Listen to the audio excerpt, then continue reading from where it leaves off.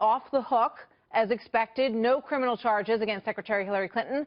Just a few moments ago, Attorney General Loretta Lynch announced the Clinton email investigation is now officially closed as far as the Department of Justice is concerned as well. And now House Republicans are irate that Clinton will not face any criminal charges over the private server.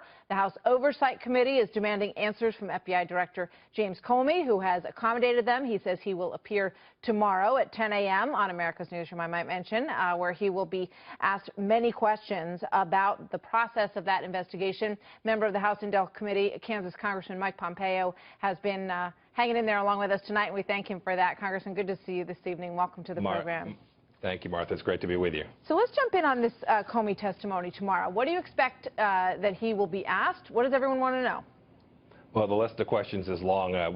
What he said yesterday is completely unexplainable. How it's the case that you can lay out a perfect case for classified information mishandling and then turn around and say that no criminal charges are going to be filed is mind-boggling. And so they will, I'm certain, ask questions about the process, how it was the case that he came to develop the information, what is he still missing. They may ask him, as Speaker Ryan so rightly said, what he thinks about whether she should ever be able to handle classified information at any time again in her life. There's a long list of questions for tomorrow, and I expect it to be, I hope, a robust conversation about how such a thing could happen, how equal justice couldn't be delivered in this case. Yeah, it's fascinating because Director Comey did suggest that it wouldn't be in his purview, but that taking away someone's security clearance when they had allowed all of this classified information to be exposed on an open server outside of a secured environment would, in many cases, lead someone to lose their security clearance. That's an awkward situation for a would-be candidate for the White House. I don't know how you could not have a security clearance in that job. But there is an effort underway to prevent her from getting the kind of briefings, classified briefings, that candidates at this stage of the game start receiving. Martha, Speaker Ryan talked about that. I think he's dead right. I was a soldier not too terribly long ago, and I remember what the penalty was for innocent mishandling of classified information. You were certainly going to lose your ability to access classified information, if not your job, nearly immediately. And yet we've got a Secretary of State, and don't forget those around her, too, the senior State Department officials who were also on those classified emails, who have had zero penalty imposed upon them for a very dangerous release of classified information to an unsecure setting. I mean, but can this committee really get anywhere with this effort, do you think? I'm sorry, could you ask that again? Can this committee get anywhere with that effort? I mean, is it realistic at all? I don't know. I don't know what Director Comey will be prepared to testify about tomorrow, but he owes the American people answers for how it could be that you declare excessive carelessness but not gross negligence in the handling of top secret information. I've read those 22 top secret emails that she had on her homebrew server, and I can assure your viewers tonight that they put American lives at risk.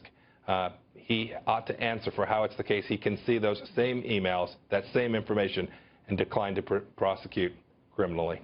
One of the big questions, I think, is the FBI testimony that she gave and whether or not that will be made public. Because if she made the same contentions to the FBI that she made to the public, that she never sent or received any classified information, that would be lying to the FBI, would it not?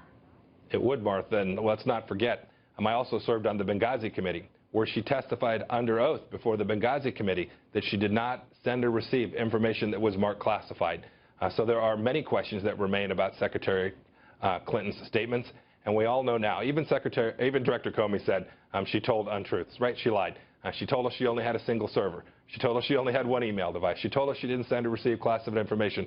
The list of lies that Secretary Clinton told is long, even by the admission of Director Comey. And there's also destruction of evidence, because he claimed in his statement that they found many emails that were never handed over, and that the attempts to uncover some of the emails meant that the server had been wiped clean. We heard that expression so much in the early stages of all of this.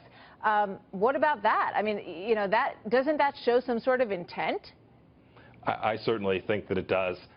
Remember, he also said he did not get them all. They were unable to recover all of those emails. So that means there are still hundreds and hundreds of emails, perhaps thousands of emails, that no one has ever seen, many of which Director Comey said are likely to have proven to be government records, that is taxpayer records, records that belong to the American people, and they were deleted and we may never get a chance to see the contents of those emails. Yeah, we may never. I think it says something about Director Comey that he jumped at the opportunity to answer those questions. He didn't drag his feet on it at all, and maybe he welcomes the opportunity to get a little bit deeper into the thinking of what happened at the FBI. And, I guess the big question is whether or not he'll open any doors into any pressure or influence that he may have felt about the presidential election or about the administration and their take on all of this.